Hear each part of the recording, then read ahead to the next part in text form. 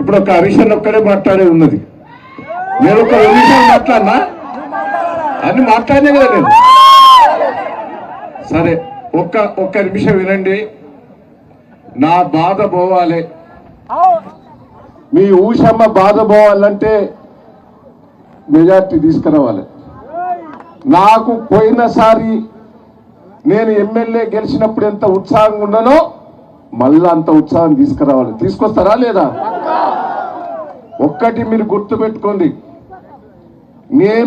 నాకు మొదలే సర్వే వచ్చింది నువ్వు ఓడిపోతావని. సర్వే వచ్చినా నాకు వేరే నియోజకవర్గం ఇస్తానన్నా నేను వద్దని ఓడినా ఇక్కడనే ఉండాలని ఉన్నా. ఆమె ఏడుపుతోటే నేను ఓడిపోయాను. గొప్ప పెట్టింది కావాలని నటన చేసింది ఏడ్చి.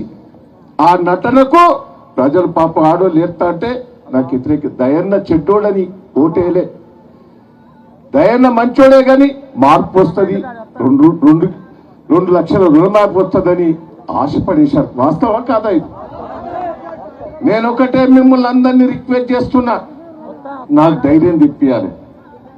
నేను ఇవాళ బూత్కు నేను ఒక 20 మంది కార్యకర్తలను రమ్మంటే చాలా మంది వచ్చారు. నేను చేతులెత్తి మొక్కుతున్నా, నా మీద అభిమానం వచ్చిన మీరు అందరికి కూడా జిద్దు వచ్చారు. నేను మిమ్మల్ని అందరినీ రిక్వెస్ట్ చేస్తున్నా, రేవంత్ రెడ్డి గురించి నాకు బాగా ఎరక. రేవంత్ రెడ్డిని తిట్టేది, తప్పుడు పనులు చేయొద్దు, అబద్ధాలు ఆడొద్దు, మోసం చేయొద్దని ఎప్పుడు తిట్టేది. ఆయన అనేది దయన్నా నీ తిరుగుంటే నడవదే, పొద్దునోటి మాట్లాడాలి, సాయంత్రం ఒకటి మాట్లాడాలి, మాట్లాడితేనే రాజకీయాలలో పెరుగుతుంది. తినాలి, లంచాలు కూడా తినాలి. నీ తిరిగా తినకపోతే రాజకీయాలు నడవే నన్ను అనేది నేను తిట్టేది.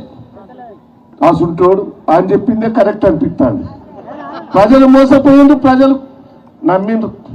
నేను ఒకటే మిమ్మల్ని అందరినీ రిక్వెస్ట్ చేస్తాను, అన్ని మోసం బోకర్ మాటలు.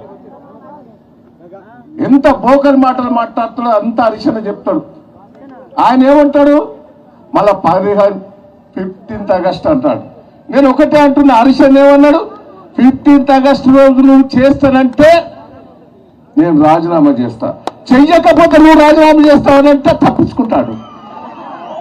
ఆ మాట అంటలేడు. నువ్వు రాజీనామా చేయంటాడు కానీ ఆయన రాజీనామా చేస్తానంటలేడు. అంటే ఈ ఎన్నికలు అయిపోవాలి. ఈ లోపల పార్లమెంట్ ఎన్నికలు అయిపోతాయి, సర్పంచ్ ఎన్నికలు అవుతాయి, ఎంపీటీసీ ఎన్నికలు అయిపోతాయి. అప్పుడు చేసినా చేయకుండా నడుతుంది, 5 ఏళ్ళు నడిపించచ్చు.